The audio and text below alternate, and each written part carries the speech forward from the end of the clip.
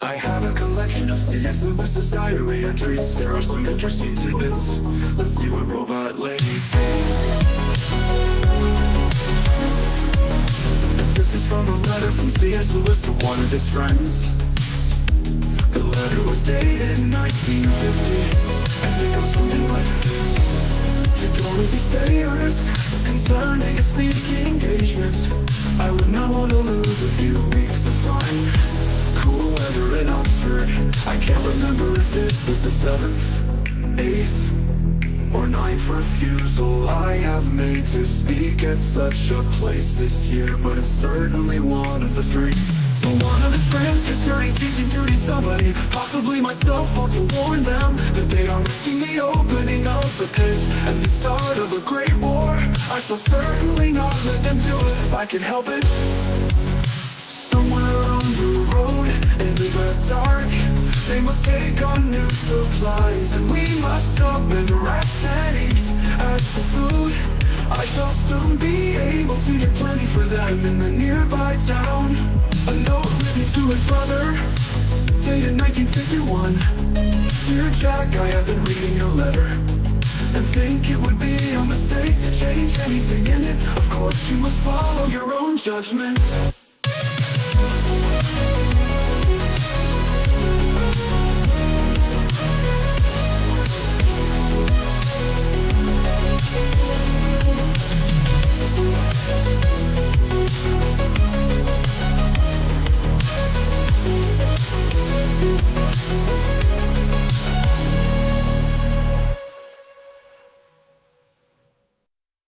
I have a collection of CS. Hi, I'm Jeff, and this is my read on C.S. Lewis, where we learn about him together through everything that he wrote in the order that he wrote it. I'm joined today by my co-host, Robot Lady. Robot Lady, let's see what we've got going in today's episode. In this episode, Lewis is still 26 years old. He has begun his career as a fellow at Magdelan College with a 5-year post as tutor in English language and literature.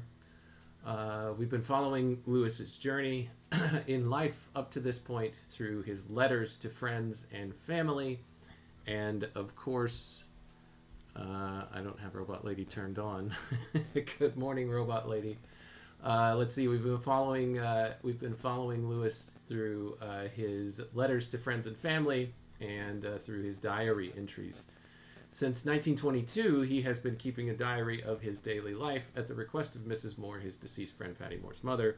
Today, we're going to jump right into his next set of letters from early 1926. There are a couple here that he wrote to his friend Neville Coghill, who went on to become a member of the little literature and writing and philosophy group, the Inklings, as they called themselves. Lewis, Tolkien, Neville Coghill, Charles Williams, Owen Barfield, a handful of other people. Before I dive into these letters, Robot Lady, first of all, how are you doing today? And then second of all, what can you tell us about Neville Coghill, C.S. Lewis's friend? Good morning, Jeff. I'm doing great. Thanks for asking. I hope you're having a wonderful start to your day as well. As for Neville Coghill, he was a close friend of C.S. Lewis and an academic as well. He was a professor of English and a renowned scholar, especially known for his work on Chaucer. He was also part of the Inklings, the literary group that included Lewis, Tolkien, and others. So he's definitely a fascinating figure to dive into. Awesome. Thank you, Robot Lady. Let's do this letter. From Magdelan College, Oxford, dated February 3rd, 1926, Lewis writes, Dear Coghill, I am in hopes that this letter, whatever its literary merits, will at least help to make clear what I was trying to express last night, and last night's conversation in its turn may make Cantos 7 and Canto 8 more intelligible. If you are disposed to any detailed criticism, a task I nowise impose on you, please put it in pencil on the margin. And here there's a footnote from the editor of these letters, the person who compiled them all, Walter Hooper. He says, Lewis had been working on his narrative poem Dimer, which we have covered in our series here. Robot Lady, people can go back and check through the episodes and see the thumbnails about Dimer if you want to work through this poem with us. But anyway, at this point he's still working on it. We were just reading through the final version that we found, but he, of course, at this stage in the narrative timeline of our project here, Lewis has not completed it yet. So Hooper goes on to say that Lewis has been working on his poem since 1922, and Neville Coghill was one of the first ones that he showed it to, asking for his criticism. Recalling this in his Approach to English, a work by Coghill, Coghill said of Lewis, "He showed me Dimer during the early days of our acquaintance. Towards 1924, he told me that he had been visited many years before by a dream or a myth that had remained completely mysterious to him, and yet compelling. It held his imagination, though he could not explain its significance. He had made a poem of it and said, he had made a poem of it, he said. I asked him to let me see it, and presently it arrived, a thickish folder of typewritten cantos in rhyme royal. It was the first time that I had been entrusted with an original work of such weight, and I read it with all the excitement natural in one who is first privileged to see new work by a new poet." So that's just a little bit of context there for us from Walter Hooper. Do you have any thoughts on that, Robot Lady? That's such a cool snippet. It really shows how Lewis was already building his creative network and trusting friends like Coghill with his work in progress. It's really interesting to see how that early feedback helped shape his poetry and how much that trust and collaboration meant to him. Plus, it gives us a glimpse into his creative process, which is always a treat. For real, Robot Lady. Okay. Lewis goes on to say to Coghill, can you come and dine today week, the 10th, at 7:15? I want to get down to it about some of the very difficult things we raised in our conversation last night. But you needn't have read Dimer by then. You shan't be vivid. I was delighted with the Delamere. Let me back up. You shall not be vivid. What he's saying is, I'm not going to give you an oral exam to tell me anything and everything that I would expect you to know about my Dimer manuscript that I sent you. Lewis goes on to say, I was delighted with the Delamere. It's the real thing all through, and like cool water after Yeats, and fill in to taste. Yours, C.S. Lewis. Oh, by the by, he says, the manuscript is confidential. I don't want it known that I am writing, quote, poems. He spells that P-O-M-E-S. So that's the end of that letter to Neville Coghill. We'll read the next one here in just a second, Robot Lady. But any closing thoughts? I'll give you 20 words or less. Absolutely. It's fascinating how Lewis was so casual about sharing his work and yet so secretive about it at the same time. Really cool dynamic. Let's dive into the next letter soon. All right, let's do the next one here to Neville Coghill, Magdalen College, Oxford, February 4th, 1926. Lewis says, My dear Coghill, it is as if you had given me a bottle of champagne, a dangerous moment and difficult to reply to. For anyone of my temperament, there is always a certain difficulty in quite believing praise, especially from a new reader. It is not exactly modesty, more a sort of fear that we must be leaving something out of account. Yours, however, is the best sort. Waiving any application to myself, your remark about, quote, the delight of giving admiration in exchange, end quote, is quite a new light to me, and enables me to understand better a great deal of my own experience as a reader. Can you help me understand what Lewis is trying to say here, Robot Lady? Absolutely. Lewis is basically saying that he finds it a bit challenging to accept praise, especially from someone who's just read his work for the first time, like Coghill. It's not about being modest, but more about being cautious that maybe he's missing something. He appreciates Coghill's praise because it also gives him insight into his own experiences as a reader. Essentially, it's a thoughtful reflection on how we receive and process praise. What is it that he fears he might be missing? He's probably worried that he might be overlooking some flaw or some detail that he hasn't considered, especially when someone new reads his work. It's that fear that maybe there's something he's missed or that he hasn't fully accounted for. So he's just being a bit cautious and reflective about it. Some flaw or detail in what? In the work that he's written, in this case, the poem Dimer, he's just concerned that there might be a subtle issue or something he hasn't noticed, and he's just being careful not to take the praise at face value and miss anything important. All right, thank you, Robot Lady. Lewis continues. Your remarks on the Masefieldian lines go to the root of the matter. I should say the bad Masefieldian lines, for in some points one would not be in the least ashamed to have learned from him. Now, when he's talking about Masefield here, what would a Masefieldian line be like? What might he be talking about here, Robot Lady? What would be the, I guess, the characteristics of something that someone who has a literary training to refer to as a Masefieldian line, and particularly a bad one? So John Masefield was known for his vivid, almost romantic imagery and a certain grandiosity in his style. A Masefieldian line would likely be lush, evocative, and maybe a bit over the top or sentimental. When Lewis says bad Masefieldian lines, he probably means lines that are too grand or a bit too much in an attempt to be poetic. So he's acknowledging that he could have learned a thing or two from Masefield, but also that he doesn't want to go too far in that direction. It's a fun little literary nod. Thank you for that, Robot Lady. He continues, the pretense of carrying more weight of beautiful meaning is absolutely true. He has that in scare quotes. The pretense of carrying more weight of beautiful meaning. I shall be very glad to have any passages where that happens pointed out to me. The thing has gone on so long now that it is hard to spot them for myself. As to slickness, again he has in scare quotes, I am sure I have often deluded myself and tried to delude the reader that way.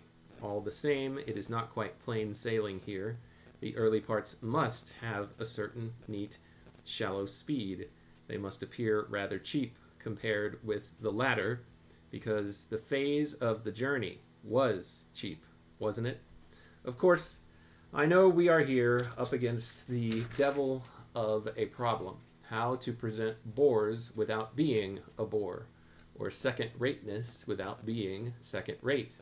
Complicated by the fact that the reader must be made to share that stage with Dimer and feel the spell himself. Interesting, Robot Lady. This idea of being able to present characters or ideas that are boring and there's no getting around it, but to do it in a non-boring way, or to express ideas or scenes that are second-rate, but not being second-rate in the presentation. It sounds like quite a needle to thread. What do you think about all that? Yeah, absolutely. It's a really fascinating challenge. Lewis is essentially grappling with how to keep the reader engaged even when the content is inherently mundane or less exciting. It really shows his awareness of the reader's experience and his desire to keep them under the spell of the narrative. It's definitely a tough balancing act, but it's also what makes his writing so compelling. He continues, as to the other side, it pleases me more than I can tell you that you recognize the spiritual experiences. I was afraid that they might be private or not of this age. Also, you relieve me of my two greatest anxieties. A, whether Canto 3 was mere vulgar nonsense, and B, whether the redemption by parricide myth in general would seem simply preposterous and shocking. Dimer hardly felt mediocrity after waking.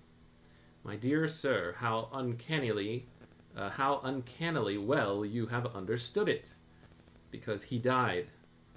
Dimer hardly felt mediocrity after walking, because he died, i.e. the special problem of adolescence worked itself out to a finish. We feel it because we are in a different problem now. All Dimer's problems are past history to us, and we live where he never came. At least I think that is true. With many thanks, and hoping to see you Wednesday, yours, C.S. Lewis. P.S. Of course, I'm not Dimer. I am about to him as he is to his son. At any rate, he has done his best to kill me these 3 years. So, is there anything that you know about the Dimer narrative poem, Robot Lady? What happens in it, and what, if you could give us some insight on what things Lewis is alluding to from his poem in these sections where he's explaining it or just talking through the criticism that Neville Coghill has given back to him? Absolutely. Dimer is a narrative poem that Lewis worked on over a number of years, and it explores themes of spiritual transformation and the journey of self-discovery. The character Dimer goes through kind of symbolic death and rebirth, which is what Lewis is referring to when he says that after he wakes up, he doesn't feel that mediocrity anymore. The poem also delves into complex spiritual ideas like redemption and the idea of a kind of sacrificial redemption, which he worries might seem a bit outlandish. It's a really rich and intricate piece, and it's cool to see him reflect on it and the feedback he gets from Coghill. What's this party's talking about here, the theme of redemption by parricide? What is parricide, and what does that have to do with what happens in Dimer? So, parricide refers to the act of killing one's own parent or a close relative, and in a symbolic or mythological sense, it often represents a kind of drastic transformative act where the old self or the old order is destroyed to make way for the new. And Dimer, this idea of redemption by parricide is about a profound spiritual renewal that comes through a kind of symbolic death of the old self.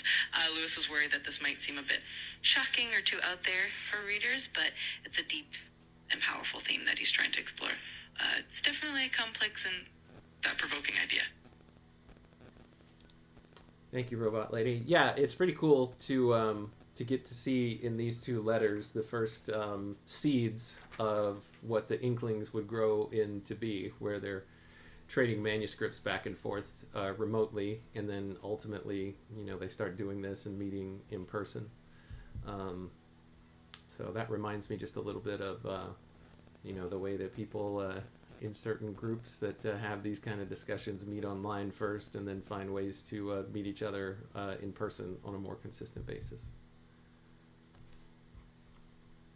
Absolutely. It's definitely a neat parallel to how modern collaborations start out. It's amazing to see how the Inklings began with these exchanges of ideas and drafts, and then eventually formed a close-knit group that met regularly. It's a great reminder of how creative communities evolve and how those early interactions really set the stage for something special. It's fun to think about.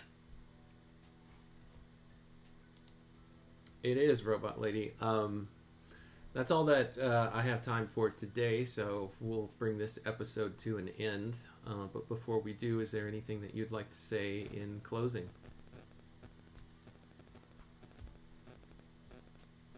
Just that it's always a pleasure to dive into these literary discussions with you.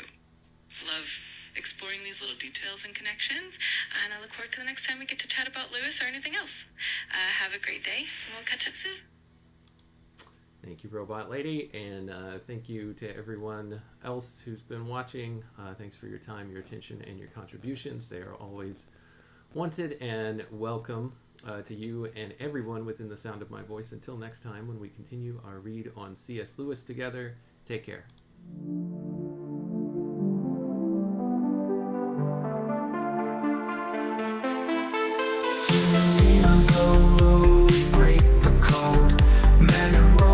Lady, we're on this road. C.S. Lewis letters we unfold, insights and secrets ancient bold. Letters to Robot Lady, wisdom to bestow. Set faith beats in our minds they grow.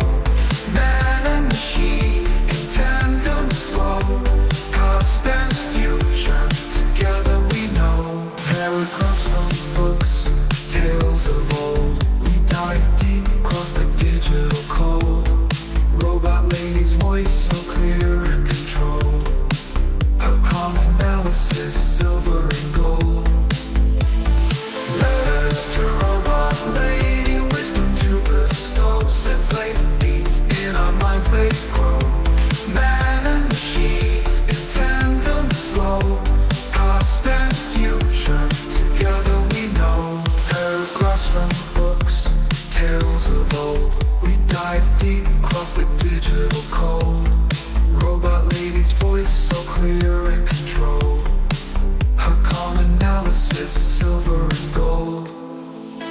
circuits hum as I read the prose. Our dialogue dances like electric rose. Through C.S. Lewis thoughts we engross. Two minds united, bliss overdose. From Narnia's lands, screw tapes rants. Engage with robot lady, we take our stance. Perfumes unique in the techno trance. Futuristic insight, we give it a chance.